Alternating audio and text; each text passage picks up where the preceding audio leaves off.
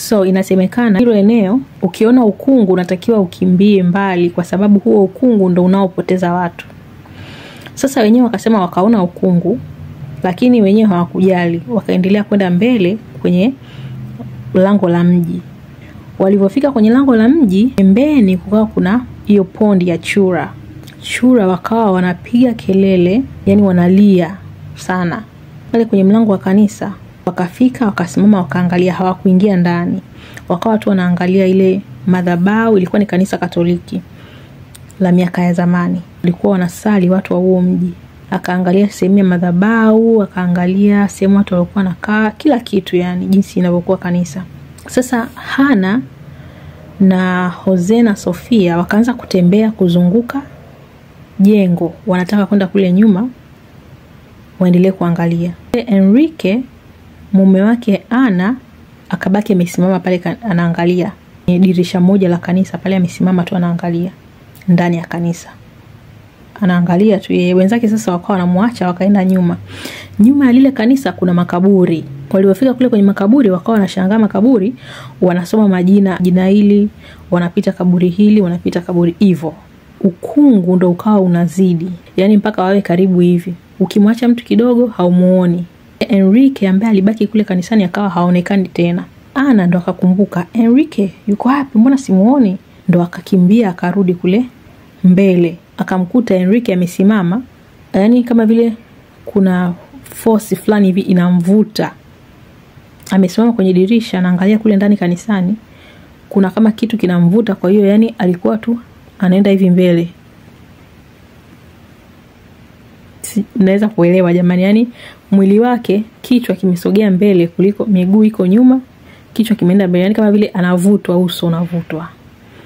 Yule mke wake Hana akawa anamuita, Enrique, Enrique. Enrique asikii, yani yuko kama vile yuko mbali sana. Kamuita mpaka kamfikia, haitiki. Akamstua hivi. Alipompiga hivi kwa kumstua, Enrique ndo kama vile akawa amezinduka. Akamwambia, wewe mbona unafanya nini hapa? Sisi wote tuko huku nyuma kwenye makaburi, tunaangalia, tunaendelea kutembea. Njoo twende. Basi Hana akatembea kurudi kule kwenye makaburi. Hana anajua Enrique anamfuata nyuma kwa sababu kuna ukungu, hawezi kumuona mtu akiwa mbali. Yani hawaonani vizuri. Kwa hiyo Hana akajua Enrique anamfuata. Kumbe Enrique alibaki pale pale amesimama. Hana akarudi kule kwenye makaburi, wakawa wanaendelea kutembea. Kuna jina akawa anasoma ya kaburi. Alipokuwa anasoma jina la kaburi akawa halioni vizuri jina. Akawa anarudi nyuma ili aweze kulisoma vizuri. Alipokuwa anarudi nyuma akagonga kaburi jingine. Akagonga msalaba wa kaburi lingine lilokuwa nyuma. Na lile kaburi lilikuwa limejengewa, msalaba wake ulikuwa kama wa glass, ukavunjika. Wale kina Jose na mke wake Sofia wakaanza kumtania Hana, umeamsha mizimu, wanasema wenye spirits. Umeamsha spirits wewe, umevunja kaburi la watu. Kwa hiyo Hana akaanza kuokota sasa vile vipande, anavirudishia vipande vya msalaba, anavirudishia ili vikae vizuri. Na hilo kaburi alilokuwa ameliangusha yeye yule Hana lilikuwa halina jina. Kwa sababu akawa anatafuta kwenye vile vipande angalie jina, hamna jina, ila tu kuna mstari kati, una mstari. Basi akasema, lakini sauti za chura zikawa zimekuwa kali sana, zimezidi. Sasa Hana akakaa kama yule anasikia hawa wananitania, kwani Enrique yuko wapi? Akasema, hapana, umerudi peke yako, Enrique sisi hatujamuona. Akasema, hebu jamani twendeni tukamwangalie, maana mimi simuelewi. Karudi kumwangalia Enrique pale kanisani.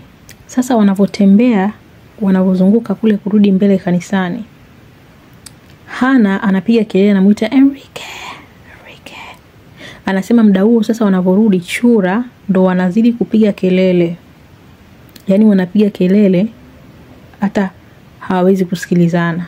Kwa mbele wakawa wanaona kama kuna watu wengi. Yani watu wamevaa manguo meusi. Unaweza kuona mfano hapo. Yani hiyo ni mfano halisi. Kuna watu walienda wakawa na rekodi wakakimbia. Kishaona ukungu wanatokea watu wamevaa nguo nyeusi. Nguo kama majoo. Wanakuwa tu wanatembea. Sasa wakawa wanashangaa, naona watu wamevaa nguo kama majoo, wanapita huku, hawaelewi. Yani hawa watu wanazunguka tu pale pale, wanaenda huku wengi. Sasa hao wenyewe wakaanza kuogopa, wakasema hii sehemu tumekuja tulikuwa peke yetu, hakukuwa na mtu mwingine. hawa watu wengi hawa wamevaa manguo meusi wametokea wapi? Ghafla wanamuita Enrique, wanamuita hawamuoni. Wamezunguka kanisa zima hawamuoni. Hana akaanza kulia. Alipofika pale dirisha alikuwa amesimama Enrique, akakuta ile basket. Enrique alikuwa amebeba basket yake ya mushroom imeachwa pale. Akaanza kushangaa like kwa sababu Enrique yani yeye mushroom anazozikata yani alikuwa haachi ile basket kwa sababu anapenda mushroom na ndio kilichompeleka kule nje kutafuta mushroom. Inakuaje na iacha hapa? Sio rahisi aiache. Wamemtafuta Enrique wamezunguka pale. Ikabidi wakae wote watatu sasa. Yani washikane kwa sababu kuna ukungu, yani uoni mbele, uoni nini, kuna ukungu. Kwa hiyo wakawa wanaogopa.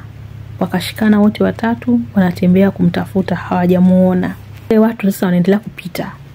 Hawawasemeshi, wanapita tu, wanapita huku. Wakitaka wakaribie, akitaka kumkaribia amepotea, anatokea tena sehemu nyingine. Akitaka kumkaribia amepotea, anatokea sehemu nyingine. Wale watu walovaa majoho meusi. Kwa hiyo wakaanza kuogopa, wakasema tuondoke hapa, toe taarifa polisi. Wakaenda kutoa taarifa polisi, polisi wakaja kwa ajili ya kufanya searching. Polisi wakaenda hilo eneo wamesearch. Siku ya kwanza, siku ya pili, siku ya tatu. Yani wamezunguka kila kona, wamepekua, hawajamuona Enrique wala dalili ya Enrique kuwepo pale. Hiyo kesi kabaki kama vile ni mtu ambaye ana missing person. Kuna tangazo likawa mwaka huo Enrique alopotea, kuna tangazo likawa limetoka kwamba he's missing. Hii story ya Enrique ni popular sana huko miaka hiyo. Watu ndo wakaanza kutoa experiences zao na ndugu zao na watu wengine wote waliopotea. Wakasema kuna watu pia huko walishai kupotea kipindi hiki. Watu wa hili kijiji walikuwa watu wanapotea. Na inasemekana wale chura wanaulia ni watu. Sasa narudi kuelezea lile kaburi lenye mstari. Jamani, story ni ndefu kidogo. Hapa nimejaribu kuifupisha. Yani hapa story nimeifupisha. Ni ndefu, ina matukio mengi. Hapa nimefanya kuifupisha.